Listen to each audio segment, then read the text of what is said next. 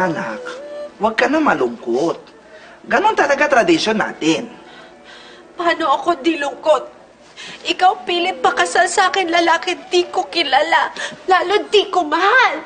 Wala na tayong magagawa, anak. Malaki talagang utang ng pamilya natin sa kanila. Ikaw pilit pakasal kay ate 2 years ago sa panganay nila.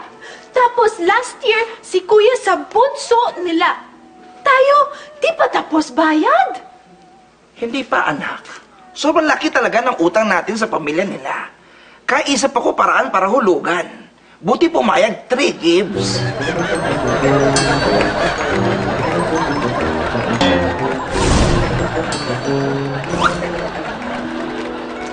Hana, may sabihin ako sa'yo. Ano po yun, Mami? In-arrange marriage ka namin, daddy mo. Ikaw kailangan kasal anak kaibigan ko. Ha?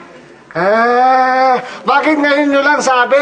Eh, girlfriend ako. Sana noong pa sinabi nung bata pa ako para hindi ako ibig ng Pinoy. Anak, hindi namin pwede sabi sa'yo to nung bata ka pa eh. Bakit? Bakit? Kahapon lang namin kasi arrange kasal. Hapon lang? Na pala. Ngayon na pala kasal. Sige, magre-ready ka na. Congrats! Ako ayaw talaga nito. Ako pa ka sa lalaki magula, lalaki di ko mahal. Di ko kilala. Tama ka po. Kung gusto mo maglayas, tutulungan kita. Magandang umaga. Dumalaw ako dito para magpakilala sa'yo. Ako ang mapapang-asawa mo. Ikaw? Ikaw pala gwapo.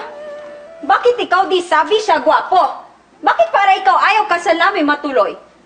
Kasi gusto ko akin siya. Piling ka. Pangit naman. Oh, Sope, ikaw wag na iyak kasi ikaw malapit na kasal. Ayoko. Ako pilit magulang natin ikasal lalaki di ko kilala. Sope, ikaw wag mag-alala kasi yung mapapangasawa mo ka na lalaki, mabait, tsaka mayama pa. Talaga? Parang ikaw kilala lalaki aking pakasalan. Totoo? Maganda lalaki, mabait, mayaman. Oo, hindi lang yun. Mukha rin pahumalik.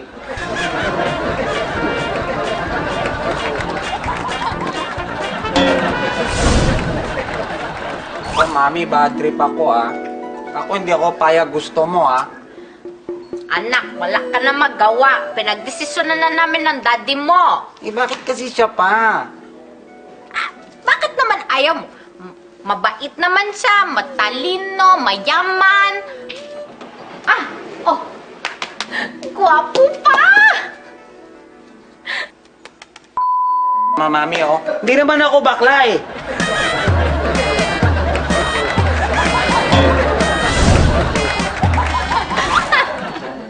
Anak, wag na ikaw iyak. Ikaw tanggap kasal sa kanya.